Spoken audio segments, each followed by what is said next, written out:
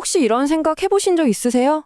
내가 만약 내일 회사에 안 나가면 우리 회사가 과연 제대로 돌아갈까? 아니면 뭐 그냥 아무 일 없었다는 듯이 너무나 잘 돌아갈까? 오늘 이 내용에서는요, 바로 이 서늘한 질문에 대한 답을 한번 찾아보려고 합니다. 자, 여기 한 남자가 있습니다. 김태준 씨, 34살. 아이키 프로젝트 매니저고요. 연봉은 7천만 원입니다. 그는 스스로를 팀의 엔진이라고 생각했어요. 뭐 그럴 만도 했죠. 복잡한 프로젝트 일정 관리나 까다로운 클라이언트 상대하는 법 같은 것들이 전부 자기 머릿속이랑 직접 만든 엑셀 시트에 있었으니까요. 그러니까 내가 없으면 이 팀은 그냥 멈춘다. 나는 대체 불가능하다. 이렇게 굳게 믿고 있었던 겁니다. 그런데 말이죠. 이 자신감이 무너지는 건 정말 한순간이었습니다. 자, 이 타임라인 한번 보세요. 진짜 믿기지가 않죠? 한 달 만에 그의 핵심 업무가 신입사원에게 공유되기 시작하더니 2달째에는 그가 8년 동안 쌓았다는 노하우 전부가 단 3일 만에 인수인계가 끝나버렸습니다. 그리고 6개월 뒤 그의 이름은 정리해고 명단에 올라가 있었습니다. 아니, 8년입니다. 8년. 이 시간이 어떻게 단 3일 만에 그냥 증발해버릴 수가 있을까요? 이게 단순히 그냥 김태준 씨 한 사람만의 이야기일까요? 아닐 겁니다. 어쩌면 바로 당신의 이야기가 될 수도 있다는 거죠. 그래서 오늘 도대체 뭐가 문제였는지, 그를 대체 가능한 사람으로 만든 치명적인 함정들이 뭔지 하나하나 파헤쳐 볼 겁니다. 그리고 더 중요하게는 어떻게 하면 우리가 그 함정에 빠지지 않고 대체 불가능한 존재가 될 수 있는지 그 해법까지 확실하게 짚어드릴게요. 첫 번째 함정, 바로 매뉴얼의 함정입니다. 이게 뭐냐면 나만 아는 특별한 노하우라고 생각했던 게 어느 순간 누구나 따라할 수 있는 체크리스트가 되어버리는 거예요. 바로 그 순간부터 위기가 시작되는 거죠. 김태준 씨가 바로 이 함정에 빠진 겁니다. 보세요. 그는 8년 동안 정해진 절차를 완벽하게 따르는 매뉴얼 실행자였던 거죠. 근데 진짜 가치 있는 사람은 프로세스 혁신가거든요. 이 절차 자체를 더 좋게, 더 효율적으로 바꾸는 사람 말이에요. 실행자의 노하우는 뭐 보셨다시피 3일이면 전수가 끝나요. 하지만 혁신가의 통찰력은 그렇게 쉽게 복제할 수가 없죠. 결국 회사 입장에서 보면 김태준 씨는 그냥 비싼 월급 받는 신입사원, 고비용 신입이 되어버린 겁니다. 이게 그냥 하는 말이 아니에요. 한 연구 결과를 보면 직원의 업무가 80% 이상 매뉴얼로 만들어지잖아요. 그럼 그 사람의 대체 가능성 지수가 얼마나 오를 것 같으세요?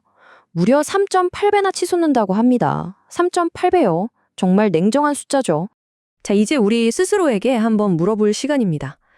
내 업무에서 가장 중요한 가치, 나의 핵심 노하우, 혹시 그거 다 매뉴얼에 고스란히 적혀 있나요?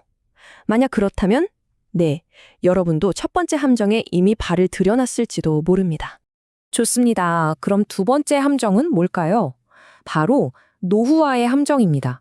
세상은 막 변하는데 나 혼자 내 전문성만 과거에 머물러서 말 그대로 박물관의 유물이 되어버리는 거죠.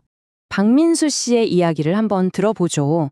이분은 12년 경력의 레거시 시스템, 그러니까 낡은 시스템의 독보적인 전문가였어요.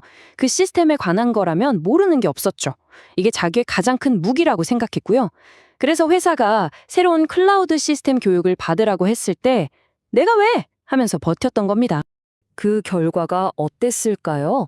이 차트를 보면 정말 등골이 오싹해집니다. 보세요. 핵심 기술이 바뀔 때 난 안 해 하고 저항했던 사람들 있죠? 그중 85%가 단 2년 만에 조직의 중심에서 주변 인력으로 밀려나 버렸습니다. 이건 그냥 뒤처지는 수준이 아니에요. 아예 보이지 않는 사람이 되어버리는 겁니다. 결국 회사가 그 낡은 시스템에 전원을 내려버린 바로 그날, 박민수 씨의 12년 경력은 그냥 제로가 됐습니다. 아무 가치가 없어진 거죠.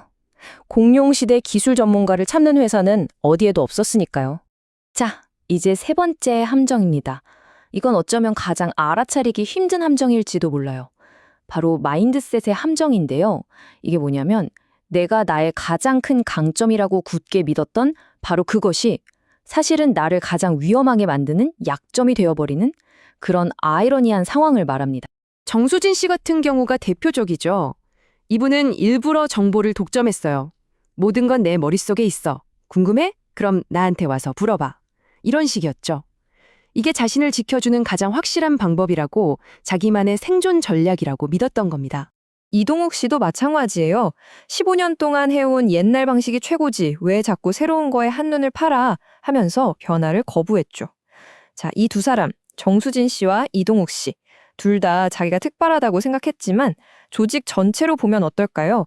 그냥 정부와 일의 흐름을 꽉 막고 있는 병목이었던 겁니다. 바로 여기서 가치의 역설이라는 게 나타납니다. 이게 진짜 중요한데요. 조직 입장에서 한번 생각해 보세요. 저 사람 없으면 일이 안 돌아가. 이게 과연 귀한 자산일까요? 절대 아니죠.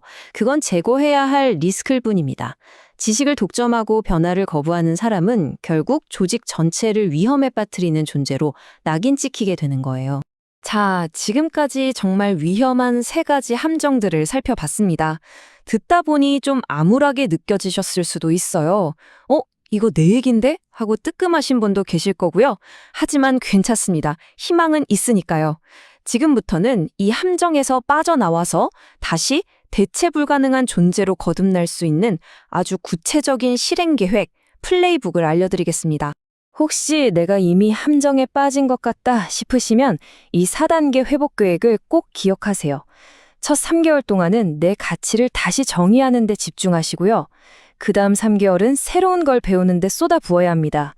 그리고 1년 안에는 작은 성공이라도 만들어서 나 이렇게 달라졌다는 걸 증명해야 해요.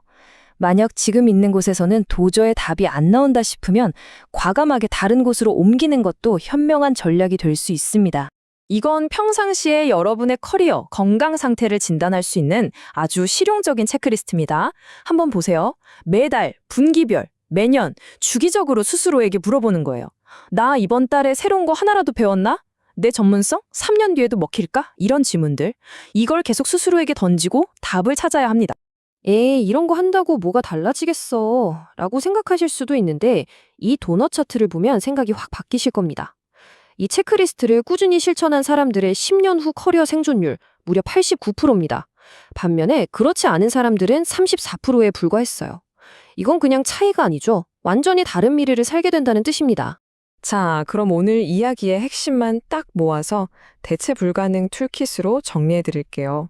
첫째, 그냥 시키는 일만 하는 실행자가 아니라 프로세스를 더 좋게 만드는 혁신가가 되세요. 둘째, 지금 잘하는 것에 안주하지 말고 미래 기술을 배우고 결합하세요.